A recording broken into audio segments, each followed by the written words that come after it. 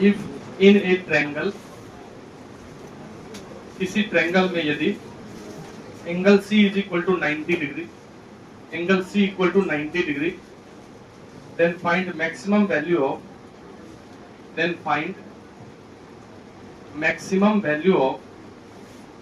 maximum value of sin A sin B, sin A into sin B, sin A into sin B। sin A sin B कहाँ पढ़े थे पता नहीं, कभी पढ़े? इस फॉर्मूला में होता था?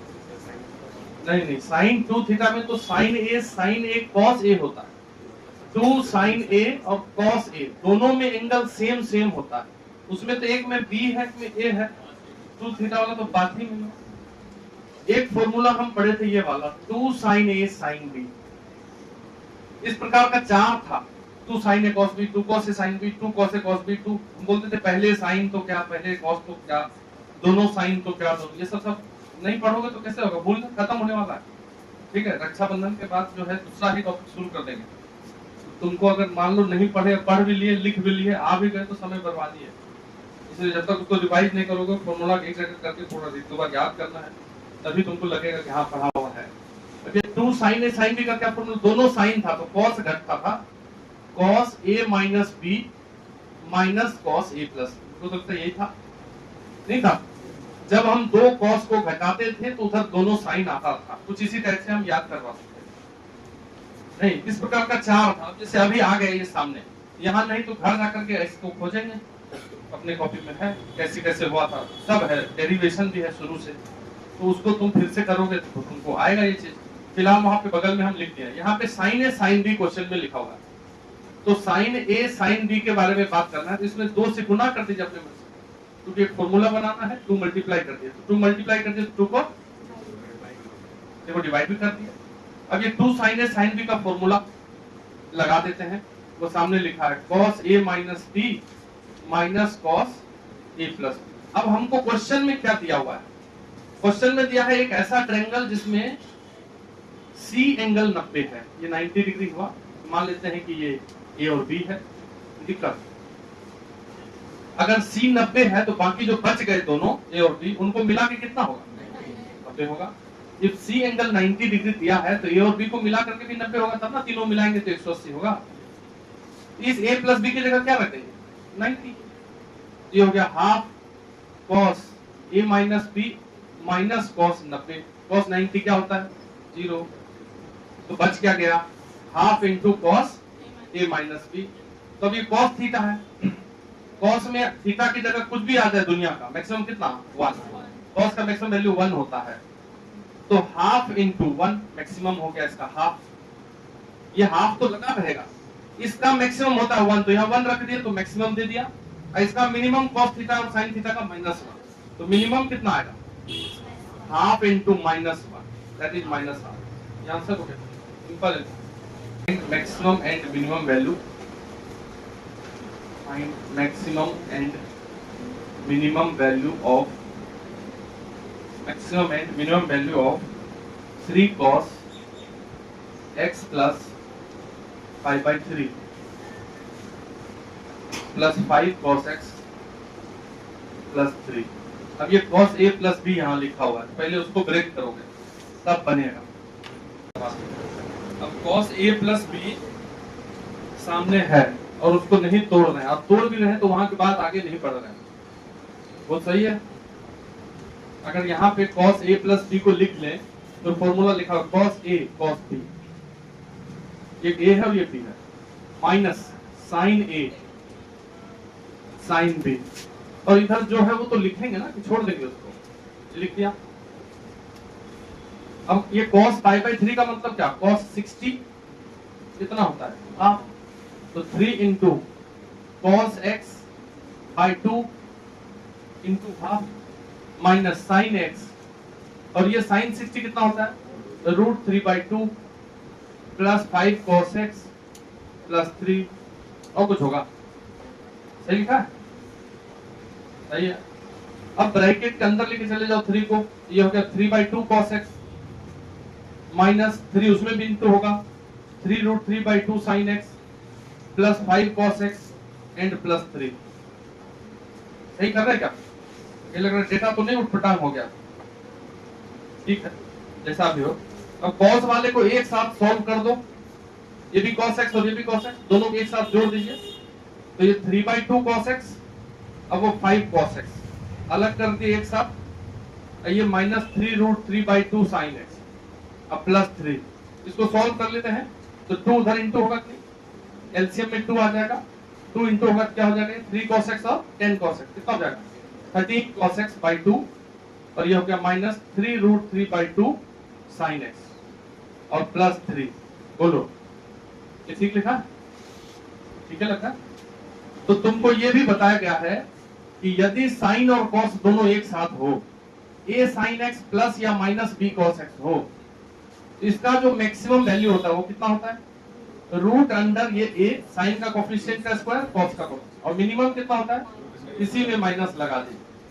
तो हमारा यही फॉर्मेट तो आ गया, ये a cos x ये b sin x, cos x में कुछ लगा हुआ है और sin x में भी कुछ लगा हुआ है, तो इसका मैक्सिमम तो निकाल सकते हैं हम। तो मैक्सिमम वैल्यू जो निकालोगे तो रूट अंडर ये जो cos में लगा हुआ है उसका स्क्वायर और sin में जो लगा है उसका स्क्वायर, और ये 3 तो रहेगा ही ऐड कर, मिनिमम कितना होगा इसी में माइनस लगा दो, ये रूट वाले, ये 13/2 का होल स्क्वायर प्लस 3√3/2 का होल स्क्वायर, और ये +3 तो लगा रहेगा, माइनस इसमें कर केवल इधर माइनस लगा, इसको सॉल्व कर लो, हो गया 13/2 का स्क्वायर कितना हो जाएगा 169/4, तो 169 3√3 का स्क्वायर 27/4, ये अंडर रूट में आएगा और +3, इसको सॉल्व कर लो, 169 और 27 को जोड़ेंगे कितना होगा 200, कितना आ रहा है? नहीं, ये दोनों को जोड़ने पर 196/4, 196/4 का रूट +3, 196 का रूट होता है 14 और 4 का रूट होता है 2, 14/2 7 हुआ, ये 7 + 3 10, यानी कि इस रूट का वैल्यू 7 आया, तो यहाँ पे -7 होगा, तो -7 + 3 ये हो गया -4, तो यानी कि मैक्सिमम वैल्यू 10 और मिनिमम -4। कंडीशनल आइडेंटिटी,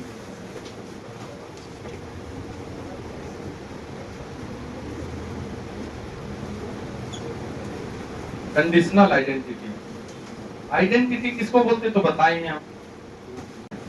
आइडेंटिटी मतलब ये होता है कि जो हमेशा एक जैसा हो, नहीं जैसे sine square theta plus cos square theta, ये 1 ही होगा, ये कभी 2 नहीं होता है, इसको हम आइडेंटिटी बोलते हैं।